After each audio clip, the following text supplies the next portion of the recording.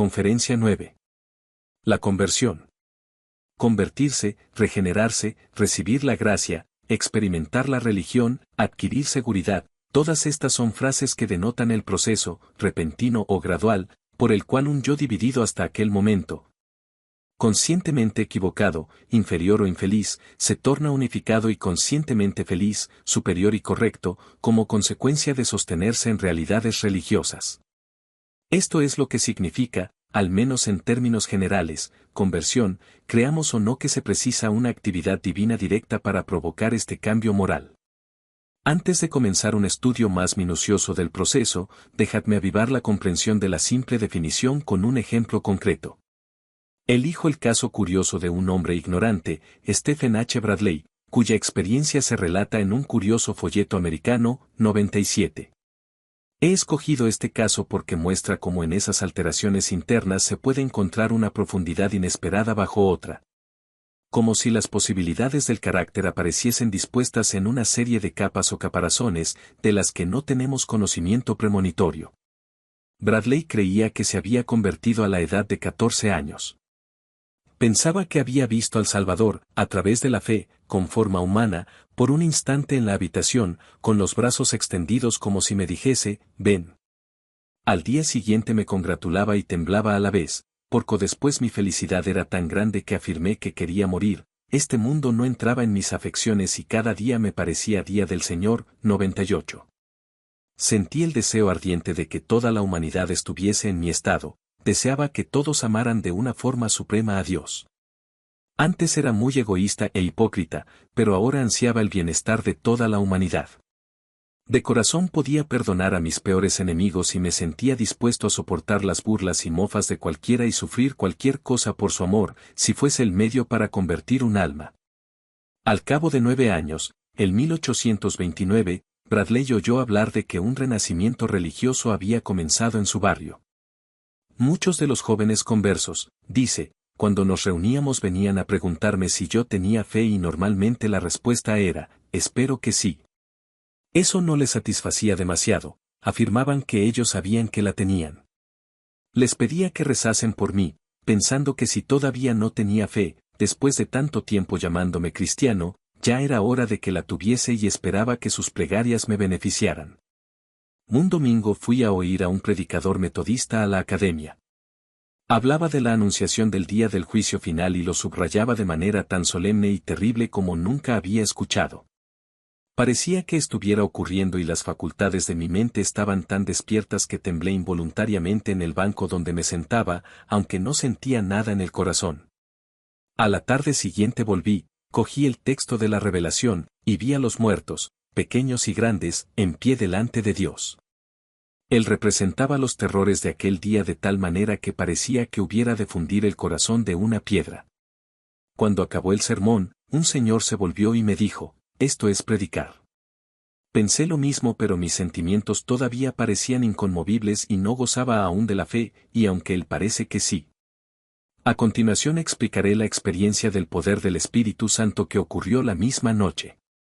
Si alguien me hubiera dicho que podía ser testigo del poder del Espíritu Santo de la manera en que lo hice no lo habría creído y habría supuesto que me engañaba. Después de la reunión me fui a casa directamente y comencé a reflexionar qué me hacía sentir tan estúpido. Me retiré pronto y continuaba indiferente ante las cosas de la religión hasta que, 5 minutos más tarde, el Espíritu Santo comenzó a actuar de la manera siguiente. Al principio, mi corazón comenzó a latir muy deprisa, así de repente, lo que me hizo pensar que enfermaría, y me alarmé porque no me dolía. Los latidos del corazón aumentaron y pronto me persuadí de que era el Espíritu Santo por el efecto que me producía.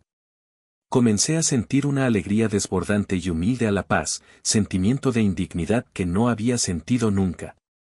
No pude evitar hablar en voz alta y decir, Señor, no merezco esta felicidad, o algo parecido, mientras una corriente, que daba la sensación de parecerse al aire, me llenaba la boca y el corazón de manera más perceptible que cualquier bebida y que continuó, según creo, durante 5 minutos o más, pareciendo ser la causa de mi felicidad y del latir de mi corazón. Tomé posesión completa de mi alma y estoy seguro de haber deseado que el Señor no me diese mayor felicidad, ya que parecía no poder contener la que poseía. Parecía que el corazón me fuese a explotar, pero continuó latiendo hasta que sentí que estaba completamente lleno del amor y la gracia de Dios. Mientras sucedió esto, en mi cabeza se debatía un solo pensamiento que podría significar, y a continuación, como respuesta. Mi memoria volvióse completamente clara y me pareció que tenía el Nuevo Testamento abierto ante mí, el capítulo 8 de los Romanos, y tan iluminado como si sujetase una vela. Para que pudiese leer los versículos 26 y 27 del capítulo citado, leí, el Espíritu comparte nuestra flaqueza con suspiros inefables. Todo el tiempo que mi corazón latió, me forzó a gritar como una persona angustiada a la que no era fácil parar, aunque no sentía dolor alguno. Mi hermano, que dormía en otra habitación, vino. Abrió la puerta y me preguntó si me encontraba mal. Le dije que no, que volviera a dormirse. Intenté parar, no deseaba dormirme por miedo a perder aquella felicidad, pensaba en mi interior. Mi alma, anhelante, permanecería en un lugar como este. Después de que el corazón se calmase, y sintiendo mi alma llena del Espíritu Santo, pensé que probablemente había ángeles rondando mi cama.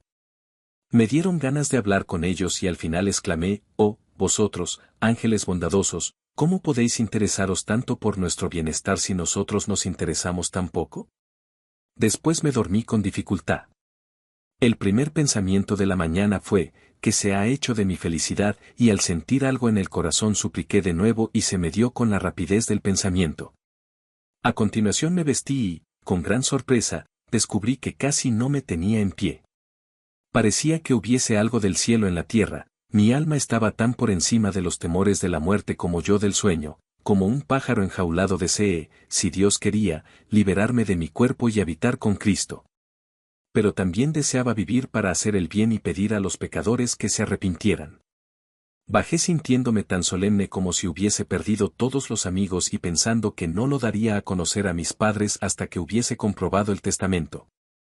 Me dirigí al anaquel y miré el capítulo 8 de la epístola a los Romanos. Cada versículo parecía hablar y confirmar que era la palabra de Dios, y que mis sentimientos correspondían al significado de la palabra. Entonces se lo conté a mis padres, y me pareció que no entendían cuando les hablaba, que no era mi voz, ya que así me sonaba a mí. Mi discurso parecía dirigido por el Espíritu que habitaba en mí. No quiero decir que las palabras no fuesen mías ya que lo eran, sino que pensaba estar iluminado como los apóstoles el día de Pentecostés. Con la excepción de no poseer el poder de darlo a otros y hacer lo que hicieron. Después del desayuno, salí a hablar con mis vecinos sobre religión, cosa que antes no hubiese hecho ni a sueldo, y si me lo solicitaban rezaba con ellos, aunque nunca lo había hecho en público. Ahora me siento como si hubiese cumplido con mi deber de decir la verdad y espero, por la bendición de Dios, hacer algún bien a cualquier hombre que lo lea. Él ha cumplido la promesa de enviar el Espíritu Santo a nuestros corazones, al menos al mío, y ahora desafió a todos los deístas y ateos del mundo a zarandear mi fe en Cristo. Todo esto sobre Mr. Bradley y su conversión, no sabemos nada del efecto de todo ello en su vida posterior. Ahora, por un momento, examinaremos los elementos constitutivos del proceso de conversión.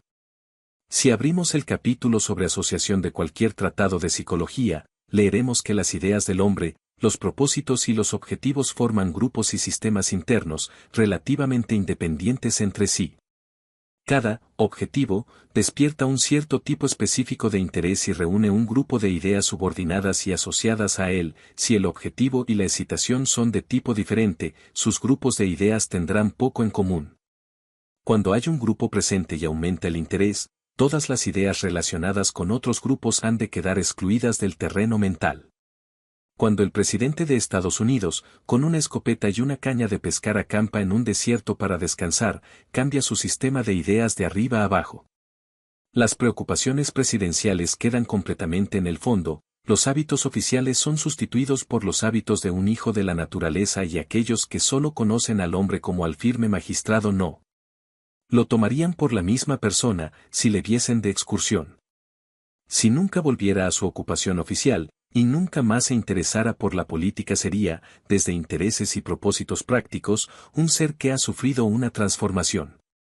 Nuestras alteraciones ordinarias de carácter, mientras pasan de un objetivo a otro no se denominan transformaciones, porque cada una de ellas es rápidamente seguida por la otra en dirección contraria.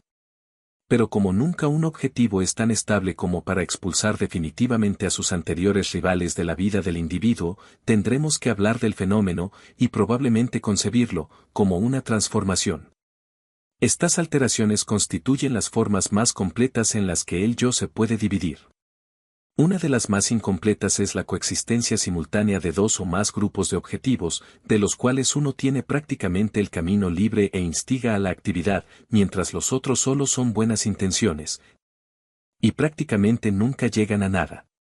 Las aspiraciones de San Agustín por alcanzar una vida más pura, en la conferencia anterior, pueden servir de ejemplo. Otro, puede ser el del presidente en el esplendor de su carrera preguntándose si todo es vanidad y si la vida del leñador no es el destino más saludable.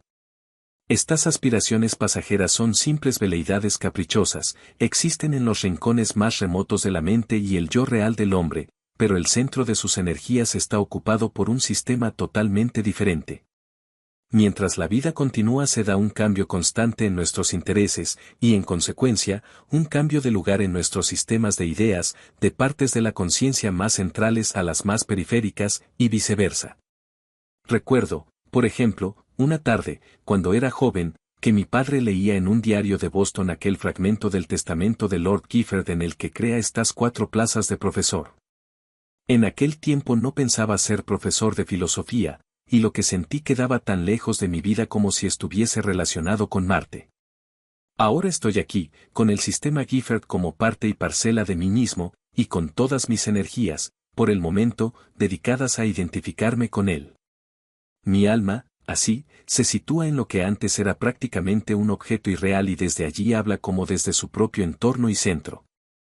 Cuando digo, alma, no debéis tomarlo en sentido ontológico a menos que lo prefiráis así, ya que aunque el lenguaje ontológico es característico de estas materias, budistas o humeanos pueden describir perfectamente los hechos en los términos fenoménicos que prefieran, para ellos el alma es solo una sucesión de campos de conciencia. Aunque en cada campo se encuentra un centro de perspectiva que depende de los intereses momentáneos o de las tendencias permanentes del sujeto. Al hablar de esta parte, involuntariamente utilizamos señaladotes lingüísticos para distinguirla de las demás, usamos, aquí, eso, ahora, mío, o, yo, y al resto les damos la posición de, allá, entonces, aquello, suyo. Otro, no yo. Pero un, aquí, puede volverse un allá, pasar a ser, aquí, y lo que era, mío, y, no mío, intercambiarse. Provoca estos cambios la alteración de la excitación emocional, lo que ayer parecía cálido y vital, mañana es frío. Es como si mirásemos el resto desde las partes cálidas del campo y de aquí surgiese el deseo personal y la volición, bien entendido, constituyen los centros de nuestra energía dinámica. Mientras que las partes frías nos dejan indiferentes y pasivos proporcionalmente a su frialdad. De momento, la cuestión sobre si este lenguaje es rigurosamente exacto, no tiene importancia, será bastante exacto si reconocéis por propia experiencia los hechos que intento designar con él. Puede haber una gran oscilación en el interés emocional y las cosas cálidas pueden cambiar ante nosotros casi tan rápidamente como las chispas que recorren el papel ardiendo. Si es así poseemos ese yo dividido e indeciso del que hemos hablado en la conferencia anterior, o el foco de excitación y calor, el punto de vista desde el que se toma el objetivo, puede pasar a formar parte permanente de un sistema determinado. Entonces, si el cambio fuese religioso, lo llamaríamos conversión, particularmente si se produce una crisis súbita. A partir de ahora hablaremos del lugar cálido en la conciencia de un hombre, del grupo de ideas que denominaremos el centro habitual de energía personal.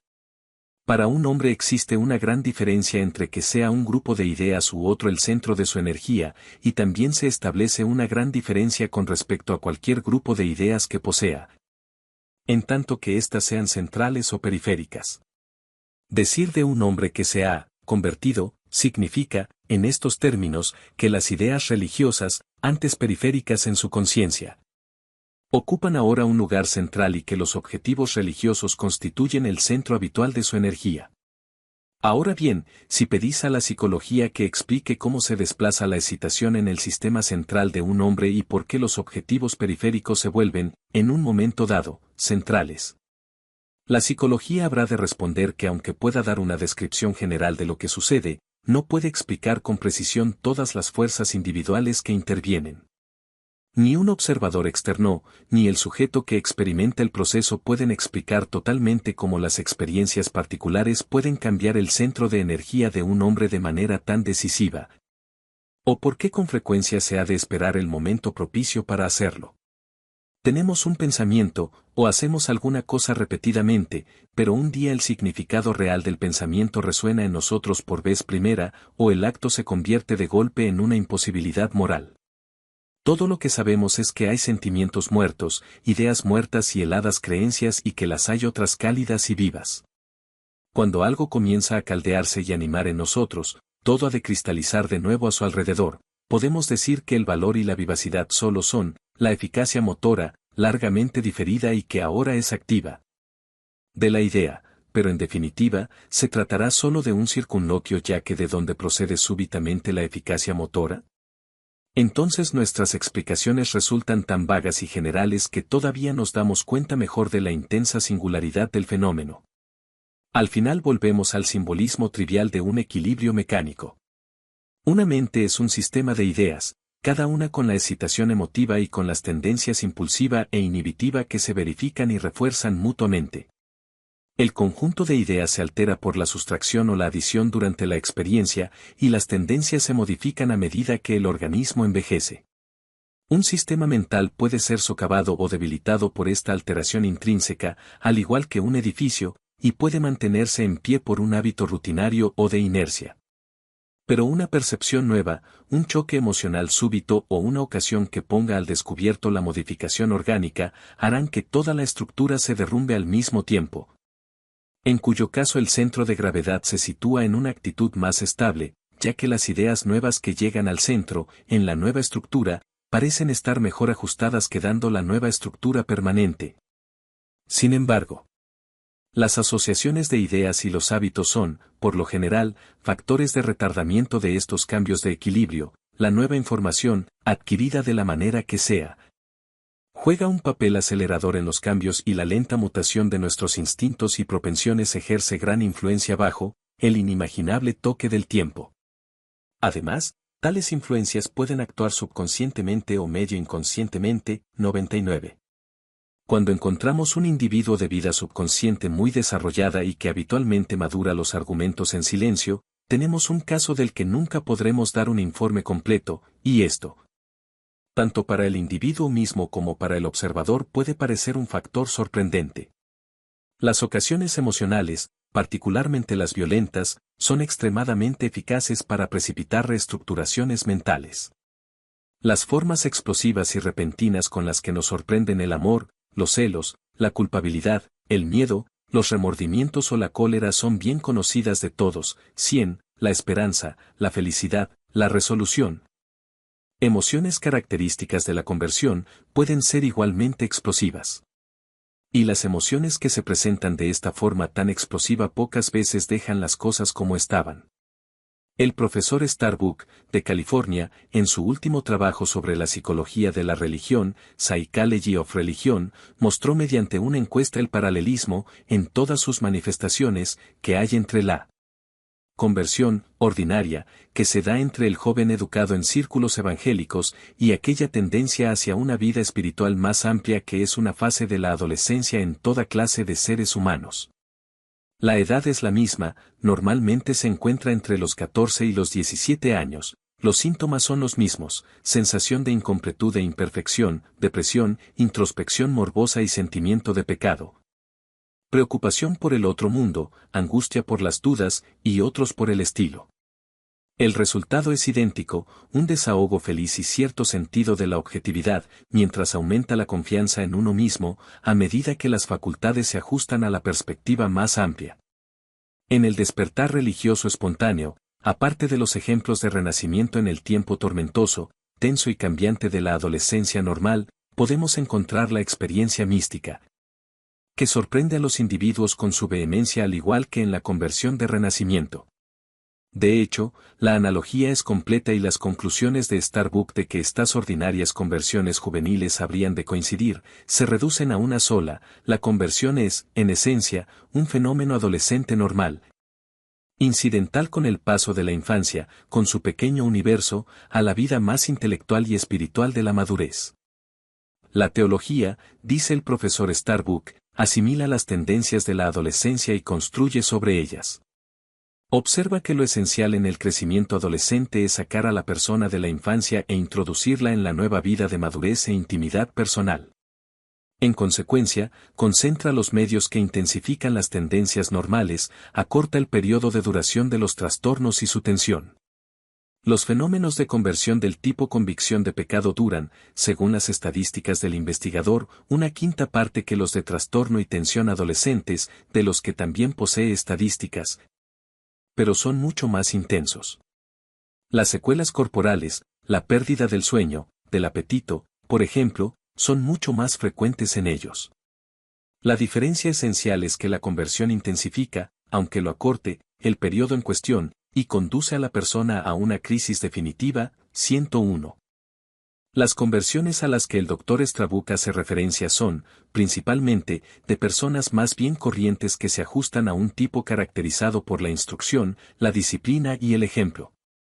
La forma particular que adoptan es el resultado de la sugestión y la imitación. 102. Y si pasaran las crisis de crecimiento en otros credos y otros países, aunque la esencia del cambio sería la misma, ya que es, en general, inevitable, sus trastornos serían diferentes.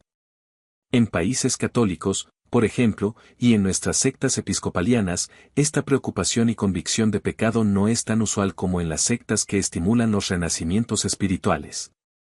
Al confiar en los sacramentos, en esas instituciones eclesiásticas más estrictas, no hay tanta necesidad de orientar y acentuar la aceptación personal de la salvación. Pero todo fenómeno imitativo ha de haber tenido un modelo original y propongo que en el futuro nos mantengamos tan cerca como podamos de las formas más directas y originales de experiencia. Se encuentran con mayor frecuencia en casos adultos esporádicos. El profesor Leuba, en un valioso artículo sobre la psicología de la conversión, 103, condiciona el aspecto teológico de la vida religiosa casi por entero a un aspecto moral.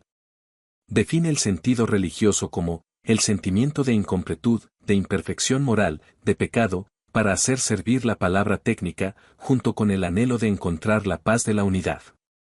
Escribe, la palabra religión significa cada vez más el conglomerado de deseos y emociones que emergen del sentido de pecado y de su liberación, y proporciona numerosos ejemplos donde encontramos que en el pecado figura desde la embriaguez hasta la soberbia espiritual. Para demostrar que el sentido de pecado nos asediará y ansiaremos la liberación de manera tan urgente como la angustia de la carne enferma en cualquier forma de miseria física.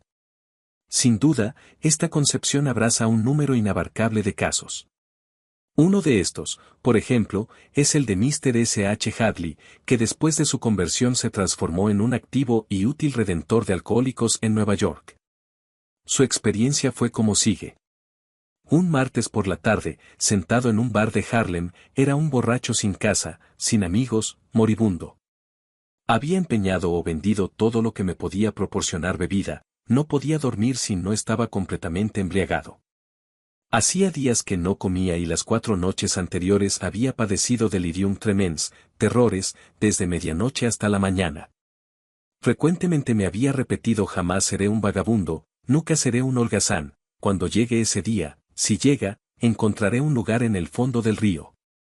Pero el Señor lo dispuso de tal manera que cuando llegó el día esperado no podía andar ni una cuarta parte del camino hasta el río. Mientras estaba así, pensando, sentí una presencia grande y poderosa. Entonces no sabía qué era, más tarde supe que era Jesús, el amigo del pecador. Fui hacia la barra del bar y la golpeé hasta que los vasos se tambalearon, los que bebían miraban con curiosidad desdeñosa. Grité que nunca más bebería si había de morir en la calle, y me sentía como si eso hubiese de suceder antes de la mañana siguiente. Alguien me respondió: si quieres mantener esta promesa, ve a que te encierren. Fui al cuartel de policía más próximo e hice que me encerraran. Estaba en una celda estrecha y parecía que todos los demonios que encontraban sitio estuviesen allí conmigo. No era esta toda la compañía que tenía. No, por el amor de Dios, aquel espíritu que había aparecido en el bar estaba allí y repetía, reza. Lo hice y a pesar de que no encontraba gran ayuda continué. Tan pronto como pude dejar la celda me llevaron al tribunal y fui reenviado a la celda. Al final me dejaron libre y me dirigí a casa de mi hermano que me atendió. Mientras estaba en la cama el espíritu consejero no me abandonó y cuando el segundo sábado me levanté noté que aquel día se decidiría mi destino, y hacia la tarde se me ocurrió ir a la misión de Jerry M. Oley. Fui, la casa estaba llena y me abrí paso con dificultad hacia la tribuna. Allí vi al apóstol del embriagado y el marginado, al hombre de Dios, Jerry M. Oley, se acercó y, en medio de un gran silencio, explicó su experiencia. Había tal sinceridad en aquel hombre que destilaba convicción y me encontré diciendo, te pregunto si Dios puede salvarme. Escuché el testimonio de 30 personas, más o menos, cada una de las cuales había sido redimida del alcohol, y me dije que me salvaría o moriría allí mismo. Cuando se nos propuso me arrodillé junto con una multitud de bebedores, Jerry hizo la primera plegaria, después lo hizo su mujer, con fervor. ¿Qué conflicto había en mi alma? Un bendito susurro dijo, ven, el demonio insistía, vigila. Me paré un momento, y después, con el corazón deshecho, repetí, amado Jesús, ¿me puedes ayudar? Jamás, con mi lengua mortal, podré describir aquel momento, a pesar de que hasta entonces mi alma se había sentido presa de una oscuridad indescriptible, sentí la luz gloriosa del sol del mediodía brillando en mi corazón. Me sentí libre. Oh preciado sentimiento de seguridad, de libertad, de estar con Jesús. Sentí que Cristo, con todo su resplandor y poder, había entrado en mi vida y que, de hecho, las viejas cosas habían desaparecido y todo se había vuelto nuevo. Desde aquel momento hasta ahora nunca he vuelto a beber un vaso de whisky y no existe el dinero suficiente para hacerme beber uno. Prometí a Dios aquella noche que si me libraba del deseo de beber trabajaría toda mi vida por Él. Él ha cumplido su parte y yo he intentado cumplir la mía. 104. El Dr. Leuba señala correctamente que hay poca teología doctrinal en esta experiencia que comienza con la absoluta necesidad de un auxilio superior y acaba con la sensación de que éste nos ha llegado. Ofrece 3 casos de conversión de alcohólicos que son puramente éticos y que no contienen, tal como he dicho, ningún tipo de creencia teológica. Por ejemplo, el caso de John B. Gouge es prácticamente, sostiene el Dr. Leuba, la conversión de un ateo, no se menciona a Dios ni a Jesús. 105. Pero a pesar de la importancia de estos tipos de regeneración con poca o ninguna reordenación intelectual, el narrador lo hace cegaramente demasiado exclusivo. Corresponde a la forma centrada subjetivamente de melancolía morbosa de la que Bunyan y Allines son ejemplos. Pero en la conferencia séptima veremos que también existen formas de melancolía objetivas, en las cuales la falta de significado racional del universo y de la vida constituye la carga que pesa sobre uno. Recordad el caso de Tolstoy. 106. Así, pues, convergen diferentes elementos en la conversión y sus relaciones con las vidas individuales merecen ser diferenciadas. 107. Algunas personas, por ejemplo, nunca se convertirán y posiblemente jamás, bajo ninguna circunstancia, lo harían. Las ideas religiosas no pueden volverse el centro de su energía espiritual, pueden ser excelentes personas, servidores de Dios de una manera práctica, pero no son hijos de su reino. Son incapaces de imaginar lo invisible o bien, en lenguaje devoto, son individuos de una esterilidad y sequedad de por vida. Ineptitud para la fe religiosa que puede, en algunos casos, ser de origen intelectual. Sus facultades religiosas se pueden comprobar en su tendencia natural a expresarse a través de creencias pesimistas y materialistas, por ejemplo, por las que tantas almas buenas, que en otros tiempos habrían satisfecho libremente sus apetencias religiosas, ahora se encuentran, por así decir, congeladas, o por medio de disimulos agnósticos sobre la fe, considerando la cosa débil y vergonzosa, bajo los que muchos de nosotros nos disfrazamos para poder dar salida a nuestros instintos. Muchas personas nunca superan estas inhibiciones, hasta el final de sus días no quieren creer, su energía personal nunca llega a su centro religioso y éste se mantiene perpetuamente inactivo. En otras personas el problema es más profundo. Hay hombres insensibles con respecto a la religión, deficientes en esta categoría de la sensibilidad, como organismos sin sangre, nunca pueden, a pesar de toda la buena intención, llegar al temerario, espíritu vital. De que disfrutan los temperamentos optimistas, la naturaleza espiritualmente estéril no dejará de admirar y envidiar la fe de los demás. Pero nunca podrá comprender el entusiasmo y la paz de que gozan aquellos que tienen un temperamento predispuesto a la fe. De cualquier modo, todo esto puede constituir una cuestión de inhibición temporal y que, a pesar de todo, al final de la vida se produzca un deshielo, cierta liberación. Se puede romper el cerrojo del pecho más árido y el corazón duro puede suavizarse y estallar de sentimiento religioso. Estos casos, más que ningún otro, sugerirán que la conversión repentina fue un milagro. Mientras existan, no debemos imaginarnos luchando con categorías cerradas de manera irreparable. Existen dos formas de desenvolvimiento mental en los seres humanos que conducen a una sorprendente diferencia en el proceso de conversión, una diferencia sobre la cual el profesor Starbuck llama nuestra atención. ¿Sabéis qué pasa cuando intentáis recordar un nombre olvidado? Normalmente ayudaréis al recuerdo trabajándolo, pensando mentalmente en los lugares, las personas y las cosas con las que la palabra estaba relacionada. Pero a veces este esfuerzo falla y entonces sentís como si cuanto más lo intentarais menores esperanzas alcanzaseis. Como si la palabra estuviese embosada y la presión que le hiciésemos solo sirviera para dificultar todavía más que apareciese. El expediente opuesto frecuentemente obtiene éxito, no hacéis ningún esfuerzo, pensáis en una cosa totalmente diferente y al cabo de media hora la palabra perdida acude a vuestra cabeza, como dice Emerson, con toda despreocupación, como si nunca hubiese sido estimulada. Algún proceso escondido había comenzado a funcionar por el esfuerzo inicial después de que el esfuerzo mismo acabara, haciendo que el resultado aparezca como si fuese espontáneo. Cierto profesor de música, cuenta el Dr. Starbuck, dice a sus alumnos, cuando ya ha explicado bien la tarea y ninguno sabe todavía realizarla, no insistáis y saldrá solo. 108. Existe una forma inconsciente e involuntaria y otra consciente y voluntaria de llevar a término los resultados mentales y ambas las encontramos ejemplificadas en la historia de la conversión, ofreciendo dos tipos que Starbuck denomina el tipo volitivo y el tipo de autorrendición respectivamente.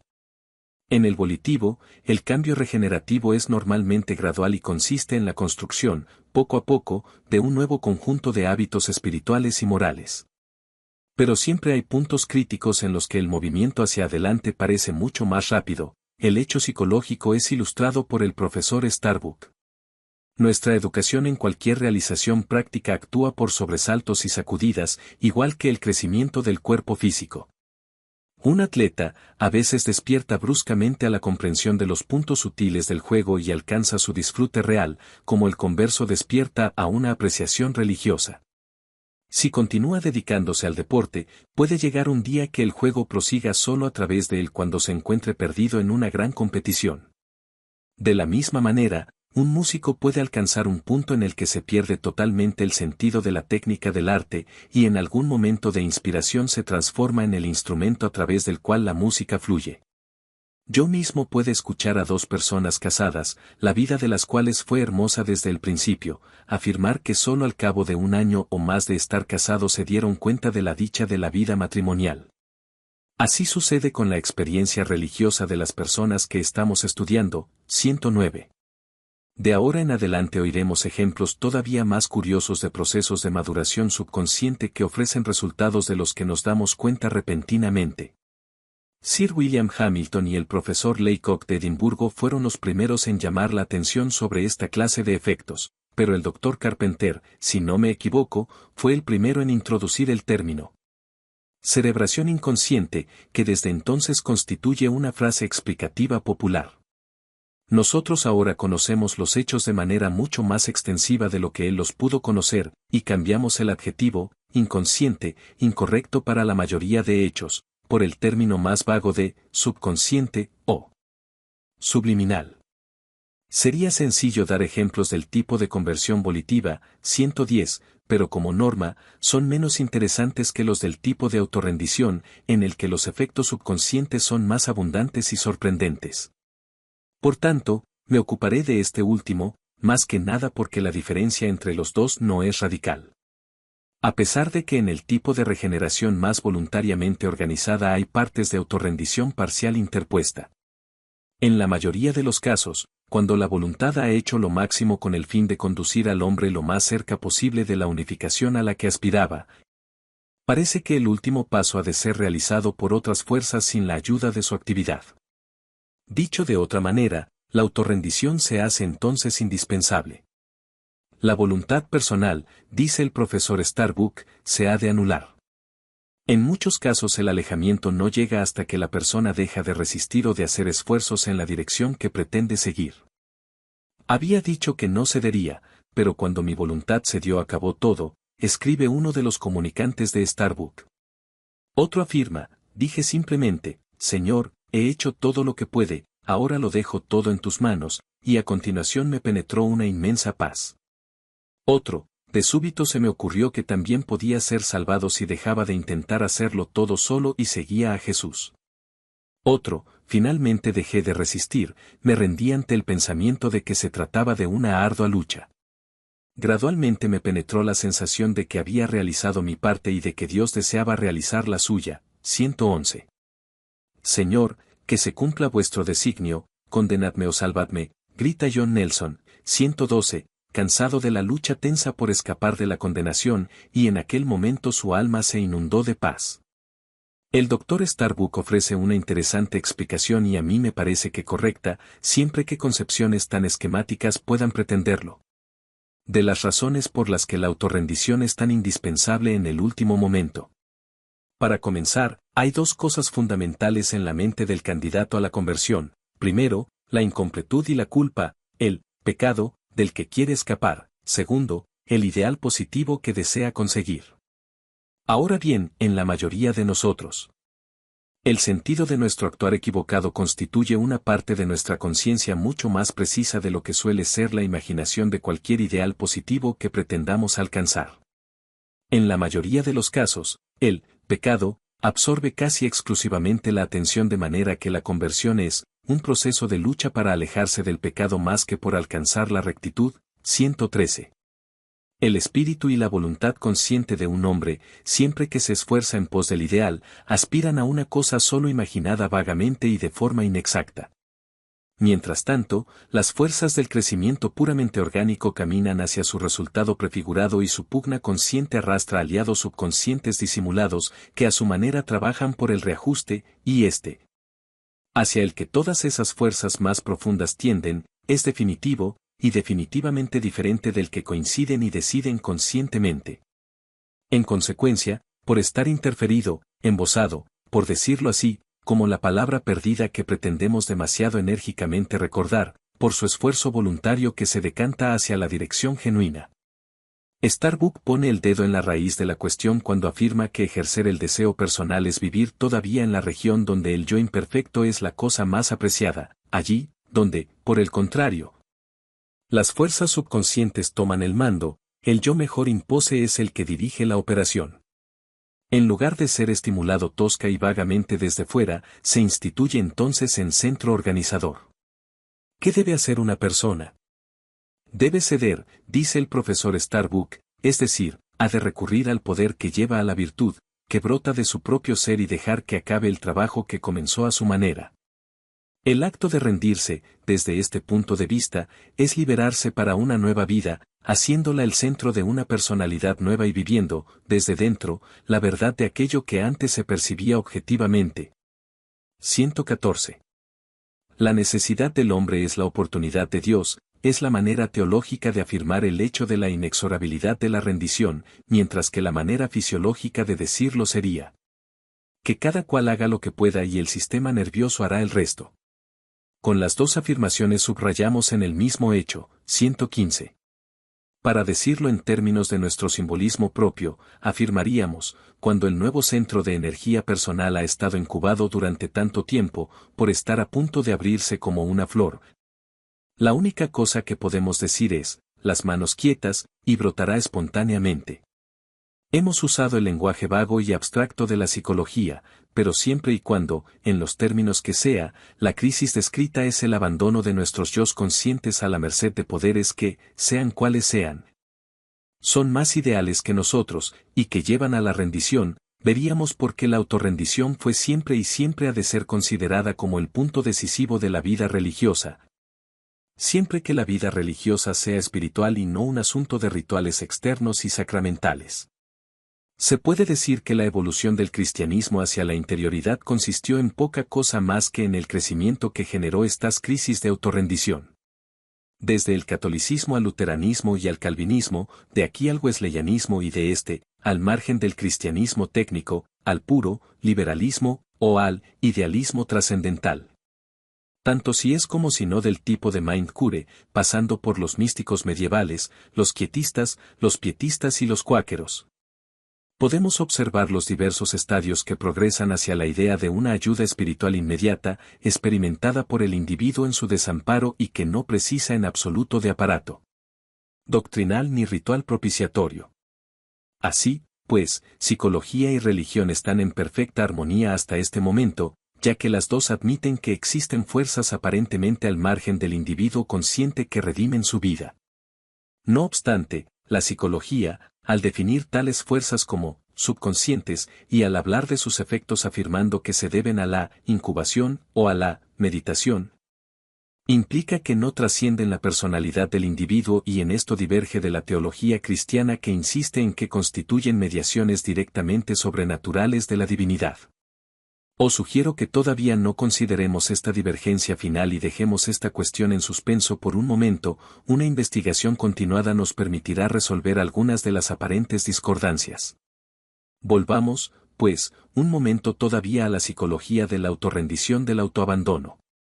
Cuando conocemos un hombre que vive en el extremo angustiado de su conciencia, encerrado en su pecado, su insuficiencia y su incompletud, y en consecuencia inconsolable, y le decimos simplemente que no le pasa nada, que debe dejar de sufrir, poner fin a su descontento y abandonar la ansiedad, le parecerá que decimos puros disparates. La única conciencia positiva con que cuenta le sugiere que no está bien, y el camino mejor que le ofrecemos le suena a habilidosa artimaña. La voluntad de creer no se puede forzar hasta este punto, podemos tener más fe en una creencia de la que poseemos las primeras nociones. Pero no podemos crear una creencia totalmente fabulada cuando nuestra percepción nos asegura activamente lo contrario. La mejor mentalidad que se nos propone nos llega, en este caso, en la forma de la pura negación de la única mentalidad que poseemos, y no podemos desear activamente una negación pura. Solo hay dos formas de liberarse de la ira, el miedo, el sufrimiento, la desesperación y otras afecciones poco deseables. Una es que la afección contraria apunte hacia nosotros de manera exclusiva, y la otra es que acabando tan exhaustos por la lucha que nos obliguemos a parar, lo dejemos correr, abandonemos y nunca más vuelva a importarnos. Nuestros centros cerebrales emocionales dejan de trabajar y quedan en una apatía temporal. Ahora bien, hay pruebas documentales de que ese agotamiento temporal frecuentemente forma parte de la crisis de conversión. Mientras vigila la preocupación egoísta del alma enferma, la expansiva confianza del alma creyente no avanza, pero dejemos que la primera pierda el cuidado, tan solo un momento. Y la última puede aprovechar la oportunidad, y una vez haya tomado posiciones las mantendrá.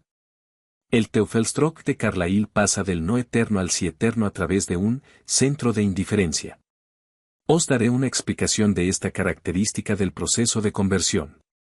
Aquel santo genuino, David Brainerd, describe su propia crisis de la manera siguiente. Una mañana, cuando caminaba como de costumbre por un lugar solitario, vi de repente que todas las estratagemas y proyectos que tenía para llevar a término y conseguir liberarme eran totalmente vanos. Había llegado a una posición donde me encontraba completamente perdido. Vi que siempre me sería imposible hacer nada para ayudarme o liberarme por mí mismo, que ya había hecho todas las demandas posibles a la eternidad. Que todas eran en vano porque me di cuenta que el interés personal me había motivado y que ni una sola vez había rogado por nada relacionado con la gloria de Dios. Vi que no existía ninguna conexión necesaria entre mis plegarias y la obtención de la gracia divina, que no obligaban de ninguna manera a Dios a otorgarme su gracia y que no había más virtud o bondad en ellas que la que hay en el chapoteo de mis manos en el agua. Vi que había multiplicado mis devociones ante Dios, ayunando, rezando, etc., haciendo ver, y a veces creyendo realmente, que pretendía la gloria de Dios, cuando nunca, ni una sola vez lo pensaba. Solo buscaba mi propia felicidad.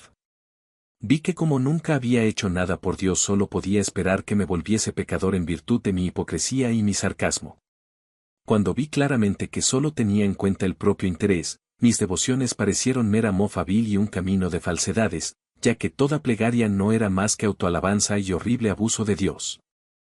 Continué en este estado de ánimo, según recuerdo, desde el viernes por la mañana hasta el sábado siguiente por la tarde, 12 de julio de 1739. Cuando volví a pasear por el mismo lugar solitario. Aquí, en un estado de triste melancolía, intentaba rezar, pero no tuve el valor de cumplir este deber o cualquier otro. Mi anterior preocupación, la práctica y las afecciones religiosas habían desaparecido.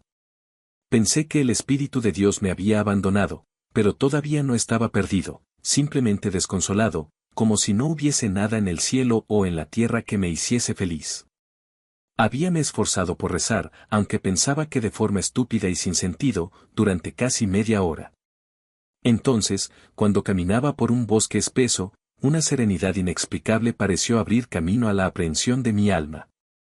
No hablo de ningún fenómeno externo, ni de ninguna ilusión de algo luminoso, sino de abrir una nueva aprehensión interior o visión que tuve de Dios, como nunca la había tenido, ni nada que se le pareciera mínimamente. No tuve ninguna aprehensión particular de ninguna persona de la Trinidad, ni del Padre, ni del Hijo, ni del Espíritu Santo, pero se asemejaba a la gloria divina. Mi alma se alegró con una alegría indescriptible de ver un Dios semejante, un ser divino glorioso como aquel. Yo estaba interiormente complacido y satisfecho de que fuese Dios sobre todas las cosas y por los siglos de los siglos. Mi alma permanecía cautivada y gozosa con la excelencia de Dios, al extremo de que me sentía engullido por ella, al menos hasta el punto que no pensaba en mi salvación y apenas pensaba que existía una criatura como yo. Continué en este estado de alegría interior, paz y desconcierto hasta la tarde, sin notar que disminuyera, y después comencé a reflexionar y examinar lo que había visto y me sentí más sosegado durante toda la tarde. Me hallaba en un mundo nuevo, y todo presentaba un aspecto diferente del acostumbrado. En aquel momento, se me abrió un camino de salvación con una sabiduría tan infinita, una sencillez y una excelencia que me hizo preguntarme si nunca podría pensar en ningún otro camino de salvación. Me sorprendía que no hubiese abandonado este camino maravilloso, benéfico y excepcional ante todo. Si hubiese podido salvarme con mis devociones o de alguna otra forma anteriormente, ahora mi alma lo rechazaría. Me sorprendía que, sobre todo, nadie viese y se conformase con este camino de salvación dependiente completamente de la justicia de Cristo. 116. He subrayado el pasaje que relata el agotamiento emotivo, que hasta aquel momento era habitual. En gran proporción de relatos, probablemente la mayoría, el narrador habla como si el agotamiento exhaustivo de la emoción inferior y la entrada de la superior fuesen simultáneos. 117. Aunque frecuentemente también hablen como si la superior expulsara activamente a la inferior, eso es indudablemente cierto en muchos casos, tal como ahora veremos, pero parece ciertamente dudoso que las dos condiciones, la maduración subconsciente de una afección y el carácter exhaustivo de la otra, hayan actuado simultáneamente para producir un resultado. T.W., un converso de Netoleton, conducido a un paroxismo agudo de conciencia de pecado, no comía nada, se encerró en su habitación gritando completamente desesperado: ¿hasta cuándo, Señor, hasta cuándo? Después de repetir eso y otras cosas similares, dice, me pareció adentrarme en un estado de insensibilidad. Cuando volví en mí de nuevo, estaba arrodillado, rezando, no por mí sino por los demás. Me sentí sometido a la voluntad de Dios, deseando que hiciese de mí lo que le pareciera mejor. Mi propia preocupación parecía disuelta en la preocupación por los otros. 118. Nuestro gran, renacentista, americano, Finney, escribe. Me dije a mí mismo, ¿qué es eso? Debo haber apenado completamente al Espíritu Santo. He perdido mi convicción. No poseo ni siquiera una partícula de ansiedad en mi alma y debe ser porque el Espíritu me ha abandonado. ¿Por qué? Pensaba, ya que nunca me había sentido más lejos de preocuparme por mi salvación. Intenté recordar mis convicciones, sentir el peso del pecado, intenté en vano estimularme.